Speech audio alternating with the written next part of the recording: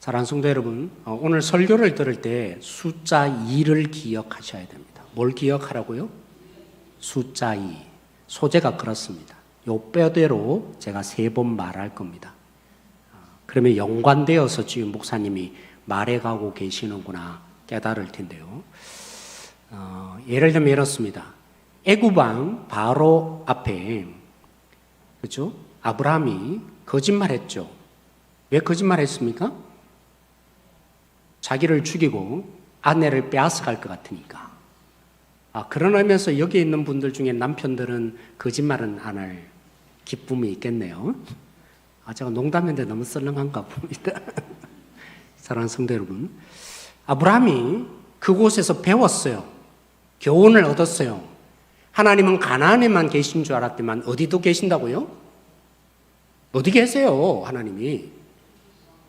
아니요. 아브라함이 가나안에만 있는 줄 알았으니까 애굽에 가서 거짓말한 거거든요. 애굽에는 하나님이 없다라고 생각했거든요. 근데 하나님은 어디도 계셨던 거예요? 어디도 계세요. 애굽에도 계시구나. 흔히 말하면 다 계시는구나 라는 사실을 철저히 아브라함이 그의 삶으로 깨달았을 겁니다. 그러면 거짓말 이제 안 하겠죠? 그렇습니까? 아브라함이 또 거짓말했죠. 저랑 참 이해가 안 되는데 제 사진만 봐도 한 3, 4년 지나면 희끗해지는 제 머리카락, 그때 젊을 때의 내 모습은 어디 갔나. 근데 20년이 지났어요. 그 20년 동안 하나님께서 아브라함 그죠? 믿음의 조상 세우려고 얼마나 많은 훈련을 시킨지 몰라요. 제가 볼 때 한 20년 된 것 같아요. 성경에 물론 연도가 나타나지 않으니까. 근데 또 거짓말했죠. 똑같은 거짓말을 했어요. 두 번째, 아브라함이 두 번째 상황, 같은 상황을 겪으면서 아브라함이 또 거짓말합니다. 그랄 왕 아비멜렉에게 뭐라고 했죠? 내 누이니다. 사랑하는 성도 여러분, 교훈을 받으면 고쳐져야죠. 바뀌어져야죠. 그래서 우리는 역사를 굉장히 중요시 여깁니다. 그런데 솔로몬이 전도서에 보면 뭐라고 하는지 아세요? 인간이라는 존재는 역사를 통해서 고쳐갈 존재가 아니다. 수고하지만 역사를 그토록 많이 기억하자고 하지만 헛되니라. 아브라함만 그런 게 아니에요. 교훈을 받고 바뀌어가지 않는 인생이 대부분이라는 것입니다. 와, 이런 것이 하나님이었는데, 여러분도 그러시죠? 주일 와서는 은혜 받는 경우가 가끔 있죠?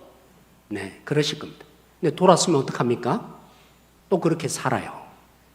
그런 모습이 여러분, 아브라함이 어떻게 저런 거짓말해? 그렇게 여러분들이 성경을 읽으셨다면 자기를 보지 못한 것입니다. 아브라함이 두 번 똑같은 일을 겪으면서도 말년이 되어가는데도 또 거짓말합니다. 죽을 것 같은 그 두려움에. 여러분, 섬김은 어떻습니까? 또 두 가지 상황, 비슷한 상황을 얘기하려는 거예요. 이스라엘 백성들이 광야에서 인도받으면서 물이 없다고 어떻게 이런 곳으로 인도하냐고.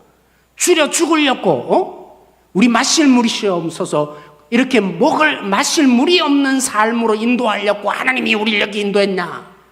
이렇게 하나님 앞에 그들이 불평했죠. 그곳이 원래는 그곳의 이름이 마사였어요. 어디라고요? 마사였는데 모세와 다투고 하나님과도 다투었다고 해서 하나님께서는 모세에게 반석을 치라 해서 물을 주셨어요. 그곳 이름을 아예 바꾸셨죠. 뭐라고요? 마사에서 머리바로 바꾸셨어요. 이름 자체가 바뀌어졌어요. 근데 2년쯤 지났을 때였어요. 성막도 만들고 하나님의 율법도 주고 그랬던 거죠. 출발한 지 이제 시내산에서 드디어 이스라엘 백성들이 출발했는데 이번에도 마실 물이 없는 거예요. 그래서 똑같이 고백해요. 야 모세야, 야 아론아, 우리 가축 다 죽일 작정이야? 어떻게 이런 험한 곳으로 인도했냐고. 그렇게 이스라엘 백성들이 또 고백하죠. 근데 그곳 이름이 참 재미있습니다. 물론요, 다른 곳이에요. 여러분들 혼돈이 생겼을 수도 있는데, 또 무리바네? 뭐야 이거 성경? 아니에요. 시내산을 지나서 가데스 바니아 근처에 왔는데, 그곳 이름도 뭐라고요? 똑같이 고백했던 머리바예요. 그들이 그곳에서 모세를 원망하고 이게 뭐냐고 모세를 대항하기 시작했어요. 모세가 너무 피곤했나 봐요. 이렇게 인도했는데, 이렇게 책임져 왔는데, 이렇게 받아줬는데 이스라엘 백성들이 어찌하여 나에게 이런 꼴을 보이냐. 저는요, 이해돼요. 여러분 섬겨보신 분은 아세요. 섬기면, 그죠? 그 섬김의 눈물과 봉사의, 그죠? 어려움을 알아주셔야 되는데, 아니 물에서 건져냈더니 뭐라 그래요? 보따리 내놓으라 그래요. 인간들이 얼마나 악한지, 섬겨주면 그 섬김의 어려움을 한치도 몰라줘요. 그리고는 없는 것만 보고는 보따리 내놓으라고, 뭐하고 있는 거냐고. 이게 이스라엘 백성이고 우리죠. 그래서 모세가 진짜 화가 난 거예요. 머리바, 똑같은, 그죠? 이름을 가진 그 머리바에 이번에는 하나님이 치라고 하지 않고 뭐 하라고 하셨죠? 반석을 지명해라, 명해라 라고 하셨어요. 근데 모세는 뭐 합니까? 너무나 피곤하니까 이들의 목소리에 견디지 못한 거예요. 그래서 분노로 반석을 탁 쳤죠. 그 일로 모세가 가나안 땅에 못 들어갔어요. 이스라엘 백성들 때문에. 모세도 실패한 것입니다.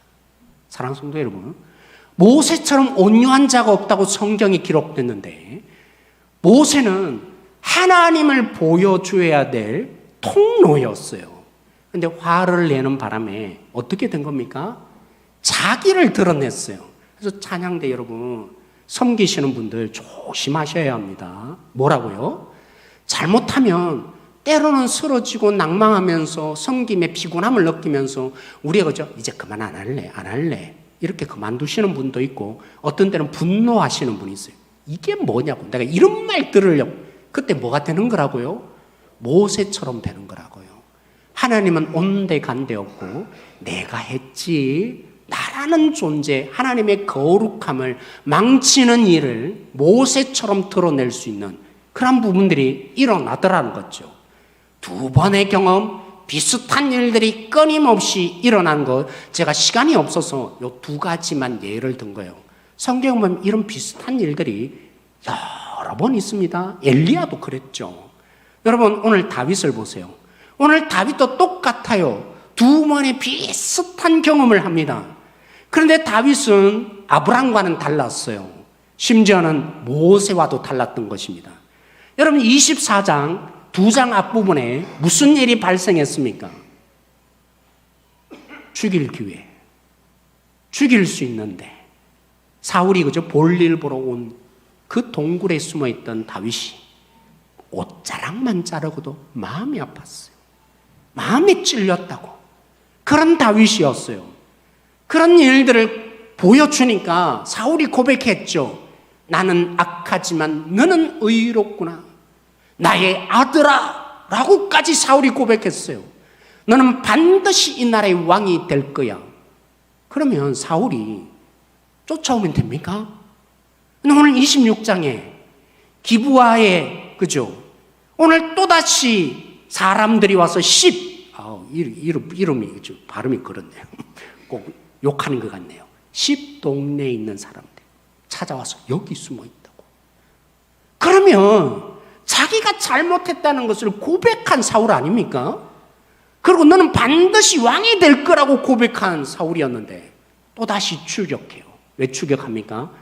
다윗을 제기해서 자기 아들을 여전히 왕을 세우려는 이 마음 하나 안 바뀌는 사울이 된 것입니다.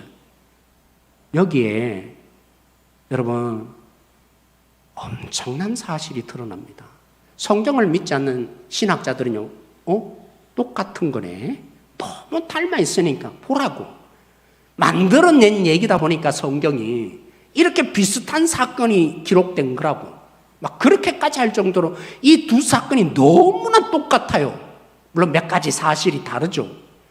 그 다윗이 사실은요, 지난번보다 사울을 더 쉽게 죽일 수 있었어요. 지난번에는, 그죠?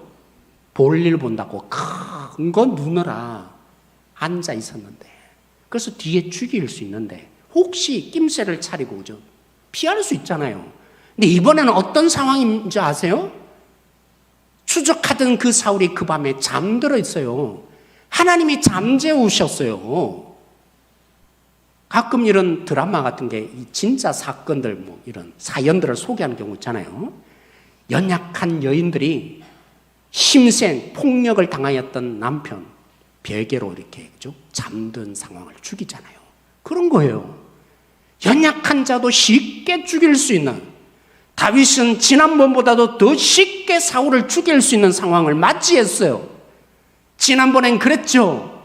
자신의 다윗의 동료들이 하나님이 이때를 주신 것입니다, 하나님의 뜻입니다. 그때는 다윗이 거부했어요. 그렇게 해석하지 않았어요. 근데 이번에는요, 두 번 똑같은 일을 당하는 다윗이 이렇게 고백합니다. 다윗이 고백한 내용인데요, 우리 23절 말씀 한번 읽어보겠습니다. 23절 말씀 가지고 오늘 시작. 여호와께서 사람에게 그의 공의와 신실을 따라 갚으시리니 이는 여호와께서 오늘 왕을 내 손에 넘기셨을 때 나는 손을 들어 여호와의 기름 부음을 받은 자 치기를 원하지 아니하였음이니이다. 하나님은 공의로우세요. 덮어버리는 하나님 아니세요. 그냥 나 모른 척 하시는, 나 사랑하니까 다 괜찮아, 그건요 진짜 하나님을 모독하시는 거예요. 하나님 어떤 분이라고 다윗이 고백합니까? 신실하셔서 반드시 죄에 대해서 갚으셔. 근데 지금의 이런 상황을 다윗이 어떻게 합니까? 하나님 이제 자기에게 손에 넘겨줘서 사울을, 그래서 죽이라고 하시는 거예요. 그렇게 다윗도 지금 해석하고 있어요. 그럼 뭐 해야죠? 하나님의 뜻이니까 죽여야죠. 하나님 뜻대로 해야죠. 다윗은 그들의 동료처럼 똑같이 지금 이 상황을, 그때와는 또 달라진 상황인데 기회를 줘도 회개하지 않는 그 사울, 이제 죽이는 것이 하나님이 나에게 주신 기회니라, 하나님의 뜻입니다 라고 사울에게 고백합니다. 그런데 뭐라고 합니까? 그렇지만 하나님이 저에게 권리를 주셨지만 이 공의를 시행하는 권리를 하나님께 다시 돌려드립니다 라고 오늘 다윗이 고백하고 있는 것입니다. 왜 이렇게 할 수 있었을까요? 여러분, 하나님의 뜻이라면 해야죠. 공의대로 해야죠. 갚아야죠. 죽여야죠. 벌 내려야죠. 근데 왜 다윗은 오늘 하나님의 뜻임에도 불구하고 사울을 살려주는 것입니까? 여기에 여러분 비밀이 있죠. 24장의 사울을 죽일 기회, 오늘 26장의 두 번째 기회, 이 사이에 여러분 기억나십니까? 25장에 있었던 사건, 다윗은 분노해서 이 미련한 놈이라는 뜻을 가진 바보였던 나발을 죽이려고 갈 때 그 나발의 아내였던 아비가일, 지혜로운 그 여인이 막아주었죠. 그리고 교훈을 알게 해주었죠. 높이시기도 하시는 하나님, 낮추시기도 하시는 하나님, 이제 왕이 되어서 당신이 그런 하나님을 나타내야 할 거 아닙니까? 다윗은 달랐어요. 뭐와 달랐던 것입니까? 교훈을 받고도 또 거짓말했던 아브람과는 달랐어요. 교훈 받은 것을 실천하며 살아가는 다윗이 된 것입니다. 아비가일을 통해서 교훈 받은 대로 그는 그의 삶에 적용하는 사람. 저는요, 여러분들이 교회 와서 은혜 받았다 안 믿어요. 어디서 은혜가 나타납니까? 실제 삶에 그 말씀이 생각나고 한 번쯤 떠올라서 하나님 내가 이럴게요. 그게 진짜 은혜예요. 내 마음에 치고 내 마음에 눈물을 주고 내 마음에 감동을 주었던 게 은혜가 아니에요. 돌아가면 뭐합니까? 아브라함처럼 또 거짓말해요. 내 살아가는 삶에 그대로 살아요. 그런 일들을 너무 비일비재하게 사는데 다윗은 달랐어요. 하나님의 주신 이 아비가일을 통해서 주신 교훈을 자기 삶에 적용하며 살아가는 인생이 되었어요. 모세와도 달랐어요. 피곤하여서 너네들이 어떻게 이럴 수 있냐고. 이놈들아! 그죠? 반석을 쳤던 모세와는 달랐죠. 하나님이 죽이라고 하는데도 다윗은 사울을 살려주었어요. 하나님께 그 모든 것을 맡기며 하나님 내 권리지만 내 권리로 사용하지 않고 하나님이 이루실 것을 믿습니다 하는 그 하나님의 사명자로 여전히 피곤함을 극복하는 다윗이 된 것입니다. 저는 여러분이 묻고 싶어요.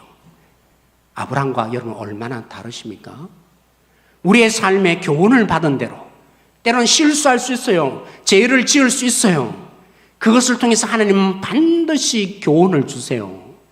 그 교훈 받은 대로 얼마나 살아가십니까? 여러분의 인생은 얼마나 아브라함과는 달라진 인생이 되셨습니까? 여러분 묻습니다. 섬기면서 보따리 내놓으라고 할 때, 그럴 때마다 나 이 교회 안 다닐래요. 나 이제 때려치울래요. 그런 모세와 같이 되어서 하나님의 거룩함을 방해하고 자신을 드러낼 때가 얼마나 많으셨습니까? 여러분의 인생은 얼마나 이 교회에 오면서 정말 모세와는 본질적으로 달라지셨습니까? 오늘 본문에 제 물음은 여기에 있지 않습니다. 다윗처럼 되라고 묻는 게 아닙니다. 제가 성경 공부하면 종종 그러시더라고요. 말씀은 맞는데 저는 못하겠어요. 왜 그렇게 고백합니까? 나를 바라보기 때문이죠. 상대방을 보기 때문이죠. 믿음이 뭡니까?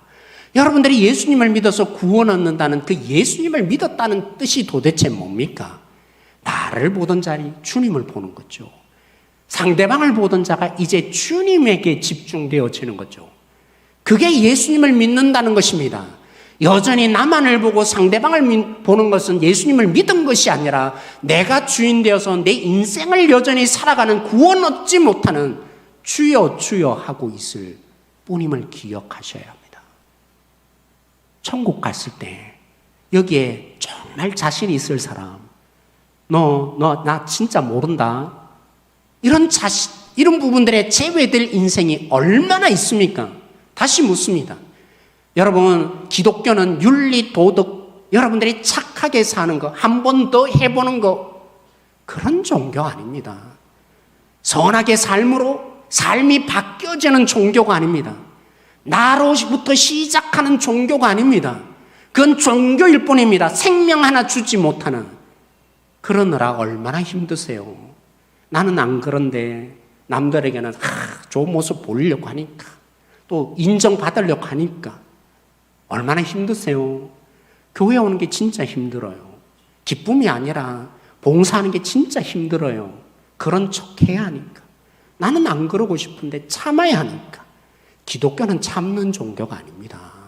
인내하는 종교가 아닙니다. 그러면 진짜 힘들어요. 예수님 말씀하신 거 수고하고 무거운 짐 그거 좀 내려놓으라고. 그 얘기인 거예요. 그게 예수님을 믿는 게 아니에요.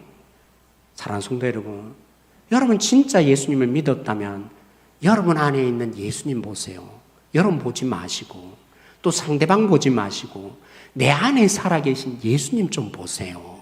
그 예수님이 어떻게 일하시고 무엇을 성취하시며 나에게 복음이 되었다는 그 복음의 의미가 뭔지 깊이 한번 생각해 보세요. 여러분, 예수님도 똑같았죠.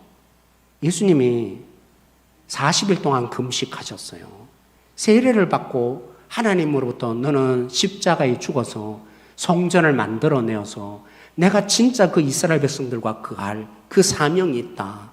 그걸 묵상하고 이루어 가려고 40일 동안 금식하셨어요. 40일째가 돼가서 사단이 나타났죠. 네가 하나님의 아들이라고?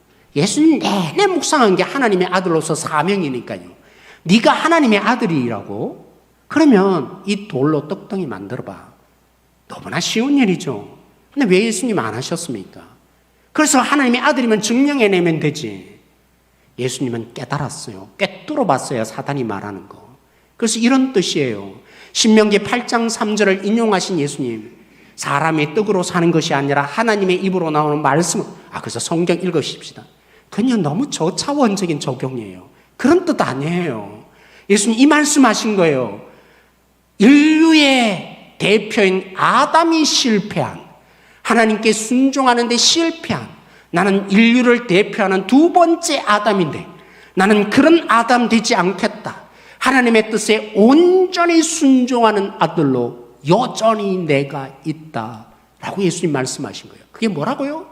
사람이 떡으로 사는 게 아니라 하나님의 입으로 나오는, 우리가 어역했죠, 말씀으로. 하나님 입에서 나오는 게 말씀 같으니까. 원래 원어 성경에는 하나님의 입에서 나오는 모든 것이라고 되어 있어요. 하나님의 입에 나오는 하나님의 모든 것들을 어떻게 하겠어요? 듣는 대로 지키죠. 순종하죠. 아담은 실패했지만 나는 그런 실패하는 아들이 되지 않겠다. 나는 하나님의 아들로 내 능력으로 내 일을 펼치거나 증명하기 위해서 사는 자로 이 땅에 오지 않았다. 나는 온전히 순종하는 아들이 될 거야. 이스라엘, 온 인류의 민족의 대표인 그 이스라엘 민족이 하나님을 신뢰하고 의지하는 데 실패했는데 나는 그런 민족의 대표가 되지 않겠다고 온전히 순종하는 아들이 되겠다. 예수님은요, 우리를 위해서 온전히 순종하셨어요. 이 의미가 뭔지 아세요? 어떤 분들은 자격 얻으려고 열심히 충성하면 하나님 더 사랑해 주겠지. 그건 복음을 모르는 거라고. 왜요? 하나님 다 순종하셨는데, 예수님을 통해서 순종했는데, 우린 그런 차원으로 순종, 그렇다고 또 오해하지 마세요. 순종 안 해도 된다, 이런 방종으로 가지 마세요. 여러분들의 동기가 만약 하나님의 복을 받기 위해서나 하나님이 벌 내릴 것 같거나 아니면 하나님께 인정받기 위해서 아니면 사람들에게 인정받기 위해서 여러분들이 충성을 하거나 섬기거나 누구를 위해서 일한다면 조금 더 모르는 거예요. 예수님이 순종하셨다는 말의 의미를 모르시는 거라고요. 예수님 다 순종하셨는데요, 그거 다 이루셨어요. 여러분들이 남에게 인정받을 필요도 없고 하나님 앞에서 사랑받아 내려고 열심을 할 필요도 없어요. 그 일은 다 이루어졌어요. 예수님 안에. 뭐함으로요? 예수님의 순종함으로 이미 다 이루어진 일이라고요. 그 예수님이 십자가에 죽기 전에 또 한 번 똑같은 경험을 하셨죠. 종교 지도자지 말합니다. 십자가에 매달아 놓고는 내려와 봐. 그러면 우리가 네가 하나님의 아들인 것을 믿겠네 라고 합니다. 만약 저라면요, 여러분은 어떤지 모르겠지만 당장 내려갔어요. 봤지? 까불지 마. 나 하나님의 아들이야. 김은중 권사님 어떠세요? 안 내려오셨을 것 같아요? 우리는 증명하고 싶으니까, 그죠? 그랬을 거예요. 그러면 돼요. 그 종교 지도자들에게, 유대인들에게 보여줄 수 있어요. 봤지? 난 십자가에 이 능력으로 내려올 수 있다고 증명해낼 수 있어요. 근데 예수님 내려오지 않으셨어요. 저를 위해서, 여러분을 위해서요. 죄 용서의 문제로 끝나는 인생이 아니라 아브라함보다 더한, 모세보다 더한, 오늘 여러분에게 말씀을 보게 하는 오늘 다윗보다 더한 주님의 보배로 만드시려고요. 제 용서로 만족하지 마세요. 예수님이 십자가에 안 내려오신 이유는 이 뜻이에요. 여러분들을 하나님의 자녀로 삼아서 다윗도 할 수 없었다.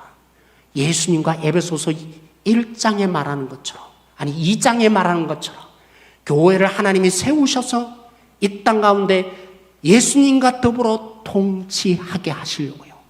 예수님만 통치하는 게 아니라 그 십자가의 방식으로 이 땅을 주님이 다스리는데, 그 십자가로 승리하셨는데 우리도 하나님이 부르셨어. 제2의 종로로 타던 우리를 해방시키시고, 여기서 만족하지 마세요. 그런 여러분들을 예수님과 더불어 이 땅을 통치하는데 십자가의 방식으로 통치하시려고요. 이 말을 한국교회가 너무 오해하고 적용하더라고요. 매를 덜 맞는 가정에, 그죠, 남편을 보면서 그래 십자가지, 참아야지. 천만에요. 그게 십자가 아니에요. 오늘 한국교회가 너무 잘못 가고 있어요. 그래서 받아주고 용납하고 덮어놓고 천만에요. 그러니까 지금 교회가 엉망진창이 되고 있는 거예요. 그거 사랑 아니에요. 제가 2주 후에 설교할 수 있으면 이 본문으로 여러분 사울의 입장에서 설교할 거예요. 이렇게 잘못 적용하니까, 사랑을 너무 오해하니까 그냥 덮어놓고 받아주는 거라고, 용납하는 거라고, 뭔 잘못을 하든지 받아주는 거라고. 그러니까 무슨 잘못을 다 하죠. 자기의 죄에 대해서 돌이킴 하나 없고 그런 일을 끊임없이 추구하고 살죠. 사실은 우리는 더 악하게 만들고 있는데, 십자가의 의미가 그런 뜻이 아닌데 교회가 하나님의 공의와 사랑을 너무나 오해하고, 그래서 교회가 지금 망쳐가고 있는 거 아세요? 하나님이 어떻게 사랑하라고 하는지, 어떤 의미에서 사랑하고 하라고 하는지 저는 제대로 좀 알았으면 좋겠어요. 다시 돌아올게요. 하나님이 예수님을 증명할 수 있어요. 근데 왜 예수님이 십자가에 내려오지 않으신 것입니까? 하나님의 아들임을 증명해보라는 그 두 번째도 침묵하시며 그 자리에 계신 것입니까? 여러분의 죄만 용서한 게 아니에요. 여러분을 또 다른 다윗이 되게 하기 위해서인 거예요. 아니, 다윗과는 비교할 수 없는 하나님의 이 땅에 예수 그리스도와 함께 이 땅을 통치하는 진짜 소망으로 삼고자 예수님이 그 자리를, 하나님께 버림받는 그 자리를 지켜가신 거예요. 우리 요한복음 그런 의미에서 19장 11절 말씀 한번 같이 읽어보도록 하겠습니다. 요한복음 19장 11절 말씀 같이 읽도록 하겠습니다. 요한복음 19장 11절 말씀 시작. 예수께서 대답하시되 위에서 주지 아니하셨더라면 나를 해할 권한이 없었으리니 그러므로 나를 내게 넘겨준 자의 죄는 더 크다 하시니라. 예수님이 앞부분에 빌라도와 몇 번의 대화고가의 재판을 받는데 그 앞부분 먼저 여러분이 아셔야 돼요. 빌라도는 예수님이 죄가 없는 걸 알았습니까? 못 알았습니까? 유대인들의 고발이 진짜라고 생각했어요? 아니요. 예수님 죄가 없는 거 알았어요.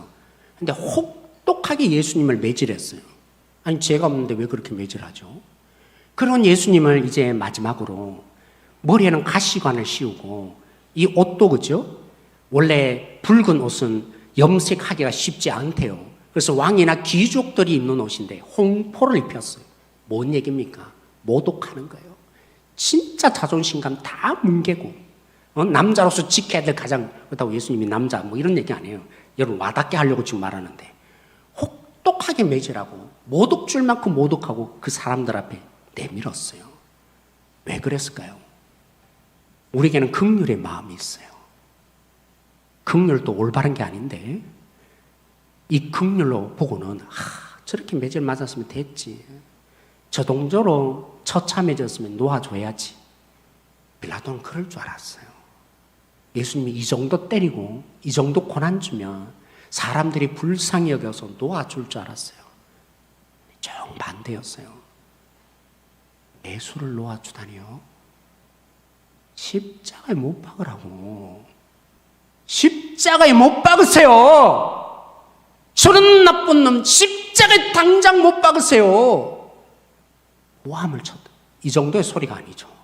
제가 표현해 보려고 하는데, 예수님을 못 박으라고.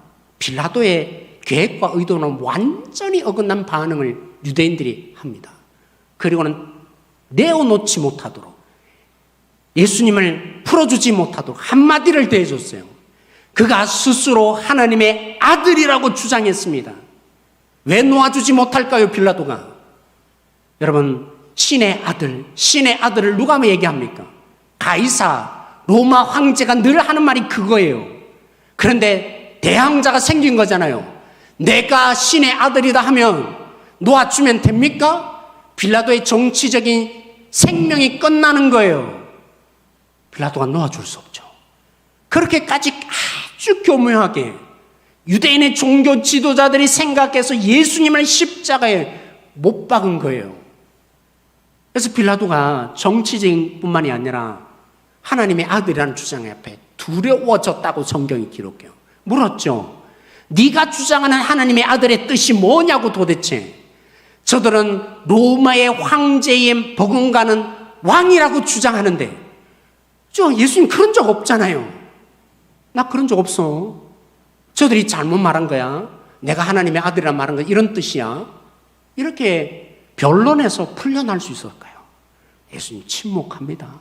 한마디도 말하지 않습니다. 그러니까 빌라도가 답답해서 오늘 10절, 19장 10절에 말해요. 나 모르냐? 나는 너를 놓아줄 권세도 있고 죽일 권세도 있는 거야. 이게 예수님 답변하죠. 너 착각하고 있어. 나를 놓아줄 권세가 있다고? 나를 죽일 권세가 있다고? 아니야. 하나님 아버지가 나를 허락하셔야 내가 죽어. 그렇지만 나를 팔아넘긴 자, 나를 죽인 자는 가장 큰 죄를 짓는 거야. 무슨 의미입니까? 오늘 이 말씀이 우리 각자에도 적용되셔야 돼요. 여러분이 예수님을 믿었다면 여러분 안에 예수님이 계세요. 하나님이 어떻게 하실까요? 에이, 별 볼 일 없는 놈, 이렇게 여기지 않으세요. 여러분들이 진짜 존귀한 자로 하나님이 여기시는데 저는 믿어요. 어떤 악함과 불행이 나에게 닥치더라도 그들의 능력으로 내 머리카락 하나 손대지 못하는 걸 저는 믿어요. 여러분 맞아요? 안 믿으시나 봐요? 적용 안 하고 싶으세요? 정말 하나님이 허락하셔야 제 머리에 손을 댈 수 있고, 여러분도 그런 존재인 거 맞으시죠? 그 말씀을 지금 자신에게 적용하여서 예수님이 말씀하고 있어요. 하나님의 손에 달려있어 나는 하나님과 동등함에도 불구하고 곧 하나님이심에도 불구하고 아들이신 예수님이 내 아버지의 손에 내가 달려있으라고 말했다면 여러분이 누굽니까? 하나님 손에 안 달려있을까요? 사랑하는 성도 여러분, 그러니까 우리는 죽을까봐 두려웠던 거짓말했던 교훈을 받아도 여전히 또 죽을까봐 온갖 꼼수를 썼던 인생 살지 않아요. 여러분, 사랑하는 성도 여러분, 우리는 모세를 뛰어넘어요. 심지어는 우리 속에 이해되지 않고 불행을 주고 막말을 하며 여러분의 섬김에 대해서 박수 하나 보내지 않는다 할지라도 여러분이 누굽니까? 하나님이 허락하시지 않는 손댈 수 없는 하나님의 자녀이며 하나님의 보배이지 않겠습니까? 그러므로 믿으시기 바랍니다. 하나님께서 여러분 속에 진실로 역사하시는 예수님이 여러분 안에 있음을 보기를 원합니다. 근데 이런 질문이 나겠죠. 목사님, 그런데 막말을 해요, 저한테. 어떤 때는 손해도 죽어요. 죽을 것 같아요. 근데 우리는 달라진 거 아세요? 예수님을 안 믿는 인생은 서로가 칼로 죽이는 일들이 일어나요. 악인은 악인이니까 뭐 하나님 보호할 필요도 없죠. 근데 왜 하나님이 보호하신다는데 왜 나에게는 어려움이 있고 눈물이 있고 때로는 상처를 입고 그저 밤잠 설쳐가면서 그것 때문에 내가 힘들고 억울하고. 지난 금요일도 한 분 교육자가 왔는데 서로가 울었어요. 오늘 한국교회 상황 속에서 섬겨감에 얼마나 힘들고 고통을 당하는지. 그런 교육자가 한둘이 아닌 이 상황을 때문에 서로 눈물을 지며 울었네요. 왜 하나님이 이러시는 것입니까? 하나님이 허락하지 않는다면 머리털 하나 댈 수 없다고 하는데 우리는 다르죠. 여러분, 고난 당해야 내 안에 있는 죄가 깨달아져요. 우리는 어쩔 수 없어요. 그냥 잘 되면 내 힘으로 잘 되는 줄 알고 왕자병에 다 걸려 있어요. 어려움과 문제를 만나면서 예수님 안 믿는 내 존재를 발견하고 내 안에 있는 죄악을 발견하고 그런 불순물들이 우리의 고난과 아픔을 통해서 하나하나 바꾸어져 가는 하나님의 빚으시는 손길이지, 그들이 더 악하거나 더 능력이 있어서 그 일을 고스란히 당하는 거 아니에요. 세상은 그렇게 해석하겠죠. 사랑하는 성도 여러분, 하나님의 손 안에 있다고 예수님 말씀하셨다면, 그런데 왜 우리에게는 이런 어려움이 생깁니까? 때는 교회가 말도 안 되는 일들이 우리 공동체 속에 일어납니까? 하나님이 다루고 계세요. 하나님이 빚어가고 계세요. 아브람 정도로 살지 말라고, 모세 정도로 다윗 정도로 살지 말라고, 나와 함께 동력해서 십자가로 이 세상을 통치해 가자고 하나님이 우리 가운데 역사하고 계세요. 저들의 능력이 아니에요. 저들이 하나님보다 더 강해서 악이 있고 고난당하고 손해보고 눈물을 겪는 게 아니에요. 그러면 여러분 하나님 왜 믿으세요? 이 세상이 이처럼 강한데 하나님 믿을 필요 없어요. 저들이 악함에 여러분 상처 입는데 저들이 더 커져 보이잖아요. 하나님 없는 것 같고 저들은 자기 뜻대로 이룬 것처럼 보이지만 결코 그렇지 않아요. 하나님 그렇게 무능력하십니까? 하나님이 그렇게 여러분들을 고난 속에 예수 믿게 하십니까? 아니에요. 우리를 이 세상의 보배로 세우고 계세요. 다듬어야 할 거 하나하나 용광로에 넣으시고 피져가시는 하나님이세요. 그리고 통쾌하셔야 합니다. 왜요? 나를 넘겨준 자가 가장 큰 죄라고 한 것처럼 이런 하나님의 섭리와 역사를 한치도 보지 못하고 여전히 하나님의 자녀를 주님 믿음 속에 살지 못하도록 억울하게 만들고 교회를 자기 뜻대로 이루려고 하고 교회를 망치는 자는 반드시 하나님이 심판하십니다. 그때가 반드시 오고야 말 것입니다. 그렇다고 여러분 통쾌하지 마세요. 그러니까 기도해야 하셔야죠. 하나님, 저들도 구원 없고 하나님의 자녀로 지옥 가면 안 됩니다. 더 마음을 가지고 상처에 붙들릴 것이 아니라 저 실력 없는 자, 저 죽음에 처한 자 멸망당할 수 없습니다. 모세가 고백한 것처럼 생명책에서 나를 제할지언정, 야 모세 너로부터 시작할게. 아닙니다. 하나님, 내 이름을 생명책에 제하시고 저들과 함께 하시며 가나안 땅에 가십시오. 그런 존재에 주님을 집중하십시오. 내 안에 살아계신 순종하신 예수님을 볼 때 여러분, 내가 조금 더 잘해서 하나님께 사랑받으려고 사람들에게 인정받으려고 발부동 치던 게 멈춰집니다. 그거 별거 아닌 거. 거기에 내 목숨을 걸지 않습니다. 난 이미 인정받은 걸요. 저들이 못 알아주면 저들이 바보죠. 안 그렇습니까? 제가 몇 번 설교했듯이 고르바초프가 그죠? 인상파 그림을 보고 뭐 저 따위 그림 있냐고. 사실은 가장 무식함, 그림의 무식함을 드러내는 것처럼 그런 거예요. 사람이 인정하지 못한다고 상처받지 마십시다. 사람에게 인정받으려고 몸부림치지 마십시다. 하나님이 인정하세요. 하나님이 알아주세요. 하나님이 여러분들을 예수 그리스도의 군사로, 어린아이가 아니라 용서받았네 이런 어린아이가 아니라 주님의 군사가 되어서 예수와 더불어 이 땅을 통치하는 그런 진정한 사람 만들고 싶어 하시는 이 하나님의 마음에 접속이 일어나는 성도들이 되십시다.